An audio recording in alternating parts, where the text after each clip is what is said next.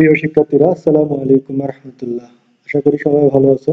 বেশ কয়েকদিন আমরা আমাদের রেগুলার ক্লাসে অংশগ্রহণ করতে পারিনি, কলেজের কিছু কাজে ব্যস্ততার কারণে। তো আবার ধারাবাহিক ক্লাসে আমি জীববিজ্ঞান ক্লাসে এসে উপস্থিত হয়েছি তোমাদের সাথে। জীববিজ্ঞান দ্বিতীয় পত্র আমরা রেগুলার পড়তেছিলাম একাদশ এবং দ্বাদশ শ্রেণী। আমরা একটু দেখি, এখানে দেখা যাচ্ছে একজন লোক রক্তদান করতেছে, দেখেই তোমরা বুঝতেছো এটা রক্তের ব্যাগ।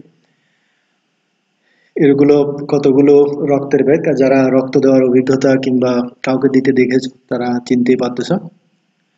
এভাবে হাসপাতালেও রক্ত দেওয়া হয়।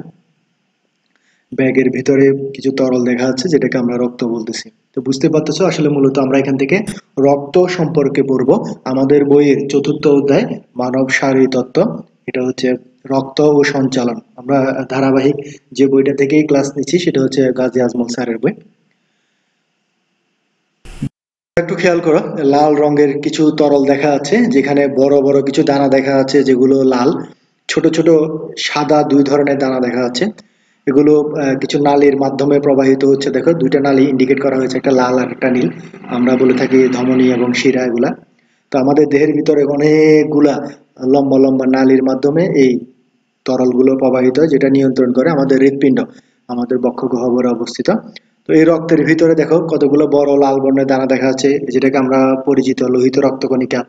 এখানে সাদা কিছু দানা দেখা যাচ্ছে, যেগুলোকে আমরা বলে থাকি শ্বেত রক্তকণিকা। তার মধ্যে আরেক ধরনের কণিকা থাকে যেগুলোকে আমরা বলে থাকি অনুচক্রিকা। এভাবে টোটাল 3 ধরনের রক্ত কণিকা থাকে। আবার রক্তের ভিতরে এরকম কিছু হালকা হলুদ বর্ণের তরলও থাকে, যেটাকে আমরা রক্ত রস বলে থাকি। তো এটা মূলত রক্তের বিভিন্ন অণু সম্পর্কে আমরা দেখলাম। এখান থেকে আমরা যেটা পড়বো আজকে, মূলত এই পাঠ শেষে শিক্ষার্থীরা বলতে পারবে রক্ত কি, এরপরে উপাদান সমূহ ব্যাখ্যা করতে পারবে। রক্তের যে উপাদানগুলো আছে, উপাদানগুলোর মধ্যে কণিকা সম্পর্কে আমরা একটু ডিটেলস পড়বো। সর্বশেষ রক্তের কাজ পড়ে আমরা আমাদের আজকের ক্লাসটা শেষ করব। আসা যাক, রক্ত যেটার ইংরেজি হচ্ছে ব্লাড, এটা আমরা মোটামুটি সবাই জানি। এটা লাল বর্ণের। আমাদের দেহের যেহেতু একটা অংশ, অবশ্যই একটা এক ধরনের কলা হবে, টিস্যু, কানেকটিভ টিস্যু বলা হয় এটা। এটার ক্ষারীয় বর্ণের তরল যোজক কলা। তো আমরা বলতে পারি রক্ত হচ্ছে এক ধরনের লাল বর্ণের ক্ষারীয় তরল যোজক কলা। আমাদের হাতের কোনো একটা অংশ কেটে গেলেই আমরা দেখি সেখান থেকে গড়িয়ে কিছু তরল বের হচ্ছে, বর্ণটা হচ্ছে লাল। এগুলোই মূলত হচ্ছে রক্ত। রক্তের মধ্যে মূলত ৫৫% রক্তরস থাকে, আর ৪৫% রক্তকণিকা থাকে। একটু পরে এটা আমরা পড়বো। একজন পূর্ণবয়স্ক সুস্থ স্বাভাবিক মানুষের দেহে ৫ থেকে ৬ লিটার রক্ত থাকে, যেটা তার দেহের ওজনের ৮% হয়ে থাকে। রক্তের যেটা পিএইচ 7.35 টু 7.45, হালকা ক্ষারীয়। আমরা শুরুতে বলেছিলাম রক্তের স্বাদ হচ্ছে ক্ষারীয়। তাপমাত্রা 36 টু 38 ডিগ্রি সেন্টিগ্রেড, যেটা ফারেনহাইটে হিসাব করলে আমরা জানি 98 ডিগ্রি সামথিং 4, 98.4 এরকম ফারেনহাইট হয়। আপেক্ষিক গুরুত্ব, এটা পানি থেকে একটু ভারী, 1.065। রক্ত মানবদেহে ধমনী এবং শিরার মাধ্যমে আমাদের দেহে প্রবাহিত হয়। আমরা জানি যে আমাদের দেহে অক্সিজেনযুক্ত রক্ত পরিবহন করে যে নালী, সেটা হচ্ছে ধমনী। আর কার্বন ডাইঅক্সাইড যুক্ত রক্ত যে নালী বহন করে সেটাকে বলা হয় শিরা। তো রক্ত সম্পর্কে এই প্রাথমিক তথ্যগুলো আমরা এখান থেকে জেনে নিতে পারি, যেখান থেকে পরীক্ষায় প্রায় সময় প্রশ্ন আসে। যেমন ক নাম্বারে আমরা বলতে পারি রক্ত কি, এটার সংখ্যাটা তোমরা বলতে পারো। আবার এমসিকিউর মধ্যে রক্তের পিএইচ নিয়ে হয়, তো আমরা এখান থেকে বলতে পারি রক্তের পিএইচ কি বা রক্তের পিএইচ কত। রক্ত, এটার যদি আমরা উপাদানগুলো দেখি, রক্তের উপাদান হচ্ছে দুই ধরনের, একটা হচ্ছে রক্তরস আর একটা হচ্ছে রক্ত কণিকা। রক্তরস সম্পর্কে আমরা পড়বো। রক্তকণিকা হচ্ছে 3 ধরনের, লোহিত রক্তকণিকা, শ্বেত রক্তকণিকা এবং অনুচক্রিকা। রক্তকে টোটাল উপাদানের ভিত্তিতে এভাবে ভাগ করা যায়। রক্ত একটা অংশ হচ্ছে রক্তরস, যেটা আমরা ভিডিওর মধ্যে দেখলাম তরল হালকা হলুদ, ওইটা হচ্ছে রক্তরস। আর যে কণিকাগুলো দেখলাম আমরা, লোহিত রক্তকণিকা, শ্বেত রক্তকণিকা, অনুচক্রিকা, এগুলোকে বলা হয় রক্ত কণিকা। আমরা যদি দেখি, এটা হচ্ছে একটা ব্লাড ভেসেল বা রক্ত নালী। রক্ত নালীর ভিতরে অবশ্য রক্ত থাকবে। রক্তের ভিতরে এরকম আমরা যখন ইলেকট্রন মাইক্রোস্কোপের মধ্যে দেখি গোল গোল কতগুলা কণিকা দেখা যাচ্ছে, যেগুলোকে আমরা বলতেছি রেড ব্লাড সেল, লোহিত রক্ত কণিকা। একেবারে ক্ষুদ্র কতগুলো অণু দেখা যায় সাদা বর্ণের, এগুলাকে বলা হয় প্ল্যাটিলেটস বা অনুচক্রিকা। সাদার মধ্যে কিছুটা বড় আকারের কতগুলা রক্ত কণিকা দেখা যায়, যেগুলোকে বলা হয় হোয়াইট ব্লাড সেল বা ডব্লিউবিসি। এছাড়া রক্তের ভিতরে এই লোহিত রক্তকণিকা, শ্বেত রক্তকণিকা এবং অনুচক্রিকা ছাড়া যে তরলটা থাকে সেটাকে বলা হয় প্লাজমা বা রক্ত রস। তাহলে আমরা এখান থেকে পাচ্ছি কি, লোহিত রক্তকণিকা, শ্বেত রক্তকণিকা, অনুচক্রিকা, এগুলো হচ্ছে রক্তকণিকা। আর এই রক্তকণিকা ছাড়া বাকি যে অংশগুলো থাকে সেগুলোকে বলা হয় প্লাজমা, যেটার বাংলা হচ্ছে রক্ত রস। রক্তের ব্যাগের মধ্যে দেখতে পাচ্ছ এটা খুব ঘন রক্ত। এখান থেকে দেখা যাচ্ছে এটা হালকা হলুদ বর্ণের। আমরা যদি দেখি বা তোমরা মাঝে মধ্যে শুনতে পারো যে রক্ত রস দেওয়া হয় কোনো রোগীকে, কিংবা প্লাটিলেট দেওয়া হয়, কিংবা লোহিত রক্তকণিকা দেওয়া হয় আলাদা আলাদাভাবে এরকমই। তো এটা মূলত আলাদা করার জন্য একটা যন্ত্র আছে যেটাকে সেন্ট্রিফিউগাল যন্ত্র বলা হয়। এটাকে মিনিটে 3000 বার করে যদি 30 বার ঘুরানো হয় তখন রক্তের দুইটা স্তর পরিণত হয়। নিচের দিকে যে গাঢ় বর্ণের কণিকাগুলো জমা হয়, আর উপরের দিকে পাতলা পানির মতো হালকা হলুদ বর্ণের প্লাজমাগুলো জমা হয়। এখানে শুধু প্লাজমা দেখা যাচ্ছে, এখানে কোনো কণিকা নাই এই ব্যাগের ভিতরে। তাহলে আমরা প্রথমে একটু পড়বো রক্ত রস বা প্লাজমা। রক্তের হালকা হলুদ বর্ণের তরল অংশকে বলা হয় রক্তরস, অথবা আমরা সংক্ষেপে বলতে পারি রক্ত কণিকা ছাড়া রক্তের বাকি অংশ হচ্ছে রক্তরস। সুস্থ মানুষের দেহে 3 লিটারের মতো রক্তরস থাকে, যেটা পুরো দেহের 5%। আমরা একটু আগে বলেছিলাম রক্তের মধ্যে 55 ভাগ হচ্ছে প্লাজমা, মানে রক্তের অর্ধেকের চাইতে বেশিরভাগই হচ্ছে রক্তরস, আর 45 ভাগ হচ্ছে রক্তকণিকা। এতে পানির পরিমাণ থাকে 90 থেকে 92%, মানে রক্তরসের মধ্যে ম্যাক্সিমাম পোর্শন হচ্ছে পানি, আর অল্প কিছু খনিজ পদার্থ থাকে বা অন্যান্য দ্রব্য থাকে, যেমন আমরা বলতে পারি plasma protein, albumin, globulin, fibrin, prothrombin, এগুলো হচ্ছে প্রোটিন প্লাজমার মধ্যে পাওয়া যায়। গ্লুকোজ থাকে, চর্বি থাকে, খনিজ লবণ থাকে, ভিটামিন থাকে, হরমোন থাকে, অ্যান্টিবডি থাকে। এরপর হচ্ছে বর্জ্য পদার্থ, carbon dioxide, urea, uric acid, এগুলো থাকে। এছাড়া কিছু প্রতিরক্ষামূলক দ্রব্য থাকে, অ্যান্টিটক্সিন, গ্লুটোনিন। তো প্লাজমা মূলত রক্তেরই একটা অংশ। আমরা জানি আমাদের দেহে যত রাসায়নিক পদার্থ আছে, যেমন আমরা হরমোনও বলতে পারি, এরা রক্তের মাধ্যমেই মূলত বাহিত হয়।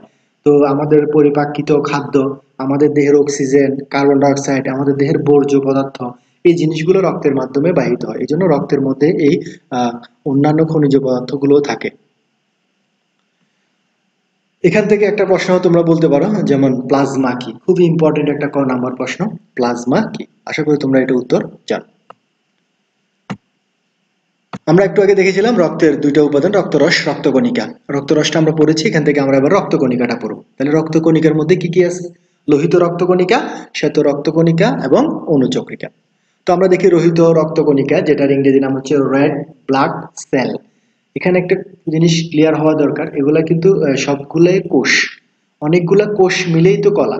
তাহলে আমরা রক্তকে বলেছি কি, রক্ত হচ্ছে তরল যোজক কলা। তাহলে যেহেতু কলা, এখানে অনেকগুলা কোষ থাকবে। যেমন আমরা বলছি রেড ব্লাড সেল, এগুলো এক ধরনের কোষ। হোয়াইট ব্লাড সেল, এগুলো এক ধরনের কোষ। এরপর হচ্ছে ডব্লিউবিসি, অনুচক্রিকা, এগুলো এক ধরনের কোষ। এই কোষগুলো মিলে একসাথে কলা হয়েছে, যেটাকে আমরা বলতেছি রক্ত। তাহলে রোহিত রক্তকণিকা এটাও একটা কোষ, যেটার ইংরেজি নাম বলা হয় এরিথ্রোসাইট। এটা খুবই ইম্পর্টেন্ট, তোমাদেরকে মনে রাখতে হবে।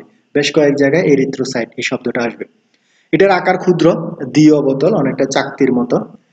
সংখ্যা প্রতি কিউবিক মিলিমিটারে রক্তে প্রায় 50 লক্ষ থাকে। এটা আরো অনেক বেশি হতে পারে, এক এক বইতে এক এক ইনফরমেশন দেওয়া আছে। নিউক্লিয়াস, রক্তে যেহেতু এটা একটা কোষ, অবশ্যই এখানে নিউক্লিয়াস শুরুতে থাকে, পরবর্তীতে নিউক্লিয়াসটা নষ্ট হয়ে যায়। ইনফরমেশনটা তোমরা জেনে রাখতে পারো। আমরা জানি যে লোহিত রক্তকণিকা হিমোগ্লোবিন থাকে, যেটা অক্সিজেন পরিবহন করে, শ্বসন গ্যাস। এই অক্সিজেন পরিবহন করার সময় মূলত নিউক্লিয়াসটা নষ্ট হয়ে যায়। বর্ণ লাল, এটাতে হিমোগ্লোবিন থাকে, এক ধরনের রঞ্জক পদার্থ, এই জন্য এটার কালার হয় লাল। রক্তের মধ্যে সবচেয়ে বেশি পরিমাণে থাকে লোহিত রক্তকণিকা।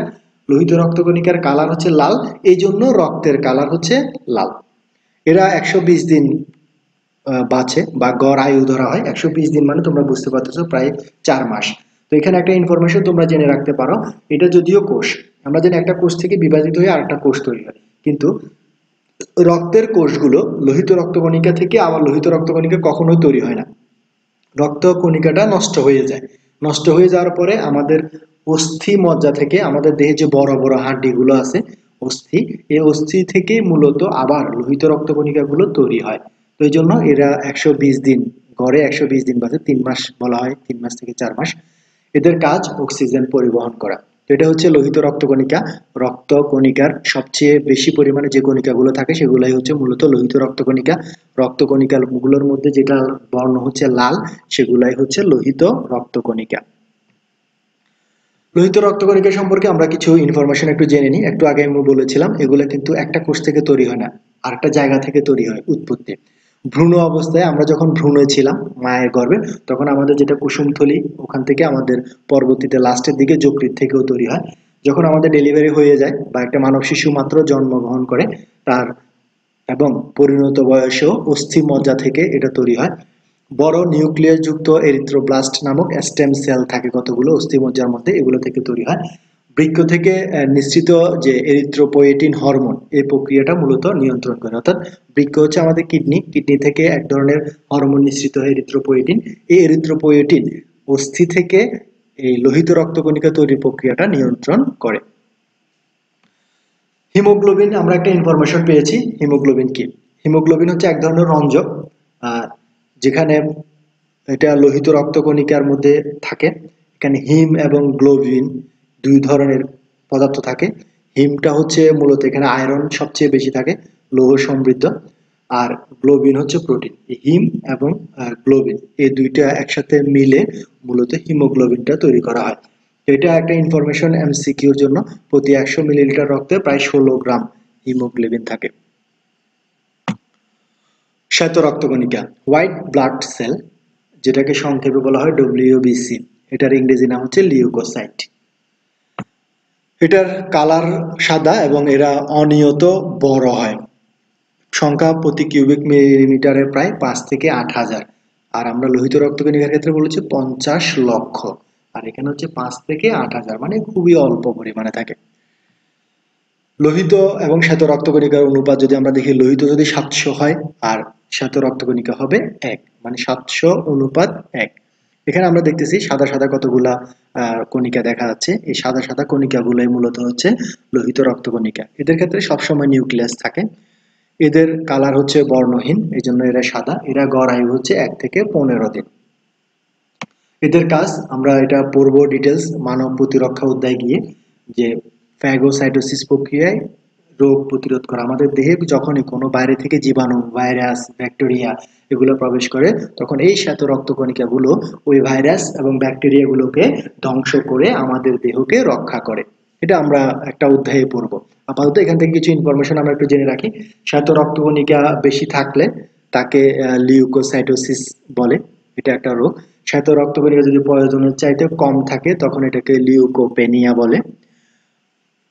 কাফার সেল, এটা মূলত যকৃতে এক ধরনের বিশেষ ক্ষমতা, রোগ প্রতিরোধ ক্ষমতা সম্পন্ন শ্বেত রক্তকণিকা, যেগুলো যকৃতে আমাদেরকে জীবাণুর আক্রমণ থেকে রক্ষা করে। এই জিনিসটা এখান থেকে একটু মনে রাখতে হবে। কাফার সেল হচ্ছে যকৃতে বিদ্যমান রোগ প্রতিরোধক্ষম বিশেষ ধরনের শ্বেত রক্তকণিকা।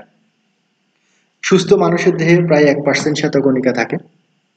এই শ্বেতকণিকাগুলো আসলে একটু খেয়াল করো, এখানে এক ধরনের দেখা যাচ্ছে, এখানে আরেক ধরনের, এখানে আরেক ধরনের, প্রায় এখানে আরেক ধরনের, এখানে আরেক ধরনের, এরকম প্রায় 5 ধরনের শ্বেত রক্তকণিকা দেখা যায়। এগুলোকে প্রধানত দুইটা ভাগে ভাগ করা হয়, গ্র্যানুলোসাইট এবং গ্র্যানুলোসাইট। গ্র্যানুল মানে হচ্ছে দানা। যদি শ্বেত রক্তকণিকার গায়ে, সাইট মানে তোমরা সেল, সেল মানে শ্বেত রক্তকণিকা, শ্বেত রক্তকণিকার গায়ে যদি দানা লাগানো থাকে, তাহলে দানার শ্বেত রক্তকণিকাটা হবে দানাদার। এই জন্য এগুলাকে বলা হয় গ্র্যানুলোসাইট। আর অদানাদার অ্যাগ্র্যানুলোসাইট, মানে যাদের গায়ে দানা লাগানো থাকবে না। তো ইওসিনোফিল এবং ব্যাসোফিল, এই দুটাকে আমরা বলতে পারি ইওসিনোফিল এবং ব্যাসোফিল। নিউট্রোফিল, ইওসিনোফিল, ব্যাসোফিল, এই তিনটা কে বলা হয় গ্র্যানুলোসাইট। আর লিম্ফোসাইট এবং মনোসাইট, এই দুইটাকে বলা হয় অ্যাগ্রানুলোসাইট। তাহলে আমরা এভাবে বলতে পারি যে দানাদার শ্বেত রক্তকণিকাগুলো হচ্ছে 3 ধরনের, নিউট্রোফিল, ইওসিনোফিল এবং ব্যাসোফিল। দেখো নিউট্রোফিল, ইওসিনোফিল এবং ব্যাসোফিল, এগুলোর গায়ে কিছু দানা দানা বস্তু লাগানো আছে। আর লিম্ফোসাইট এবং মনোসাইট, এগুলোর গায়ে কিন্তু কোনো দানা লাগানো নাই। তাহলে অ্যাগ্রানুলোসাইট গুলো হচ্ছে 2 ধরনের, লিম্ফোসাইট এবং মনোসাইট। আর গ্রানুলোসাইট গুলো হচ্ছে তিন ধরনের, নিউট্রোফিল, ইওসিনোফিল এবং ব্যাসোফিল। এগুলো সম্পর্কে ডিটেলস বইতে দেওয়া আছে, তোমরা পড়ে নিতে পারো। অথবা আমরা যখন মানব প্রতিরক্ষা পড়বো, এই সবগুলো আমাদের দেহের বিভিন্নভাবে প্রতিরক্ষায় অংশগ্রহণ করে, তখন আমরা এগুলো সম্পর্কে ডিটেলস পড়বো। আপাতত এখান থেকে এই ইনফরমেশনটা তোমরা গ্যাদার করে রাখতে পারো। আসা যাক এবার অণুচক্রিকা, যেটাকে আমরা বলতেছি প্ল্যাটিলেটস, আবার এটাকে বলা হয় থ্রম্বোসাইটো। অণুচক্রিকা কি? অণুচক্রিকাও মূলত হচ্ছে এক ধরনের রক্তকণিকা। তাহলে এটা সম্পর্কে কিছু ইনফরমেশন আমরা একটু দেখি। এটা আকারে ছোট হয়, বর্তুলাকার। এখানে আমরা দেখতেছি এগুলো হচ্ছে মূলত অণুচক্রিকা। প্রতি কিউবিক মিলিমিটারে প্রায় 2 থেকে 3 লক্ষ। তাহলে খেয়াল করে দেখো, আমরা লোহিত রক্তকণিকার ক্ষেত্রে বলেছি প্রায় 50 লক্ষ, অণুচক্রিকার ক্ষেত্রে 2, 3, 4, 5 এরকম লক্ষ হতে পারে। আর আমরা শ্বেত রক্তকণিকার ক্ষেত্রে বলছি হাজারের মধ্যে। তাহলে লোহিত রক্তকণিকা অনেক পরিমাণে থাকে, শ্বেত রক্তকণিকা অনেক কম থাকে, আর অণুচক্রিকা কিছুটা শ্বেত রক্তকণিকা থেকে বেশি পরিমাণে থাকে। এদের নিউক্লিয়াস কখনোই থাকে না, এরা হচ্ছে বর্ণহীন, এদের আয়ু 5 থেকে 9 দিন।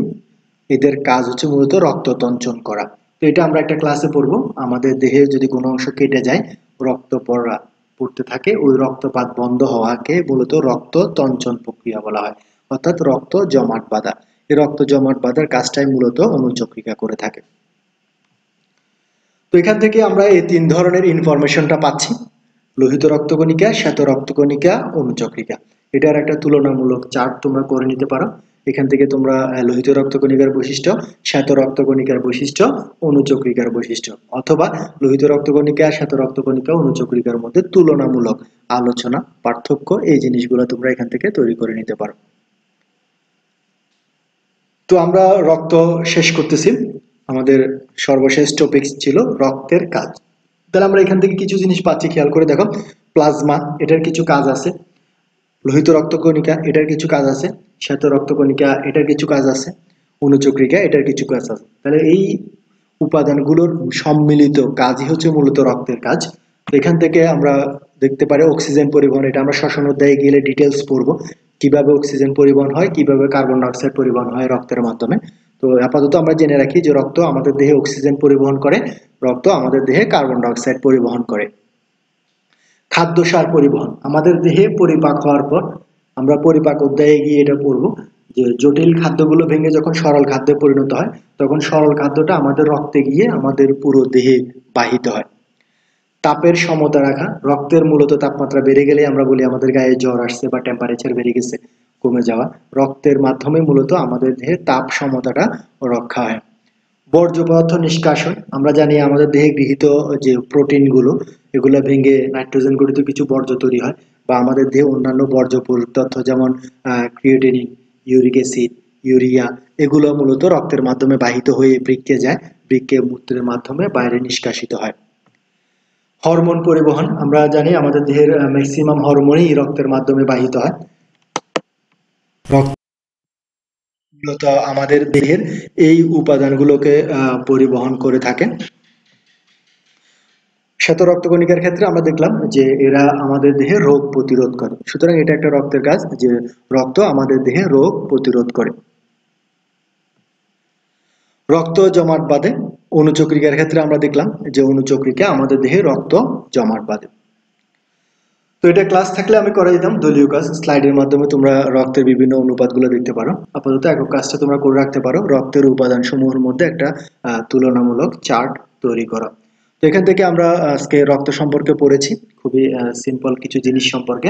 এই ইনফরমেশনগুলো কিছুটা বুঝিয়ে দেওয়ার চেষ্টা করেছি, তবে এটা ইনফরমেটিভ, তোমাদেরকে এই বিষয়গুলো একটু মনে রাখতে হবে। তো আবার পরবর্তী ক্লাসে আমরা রক্তের আরেকটা টপিকস নিয়ে ডিটেলস আলোচনা করব। সে পর্যন্ত তোমরা সবাই ভালো থাকো। আসসালামু আলাইকুম ওয়া রাহমাতুল্লাহ।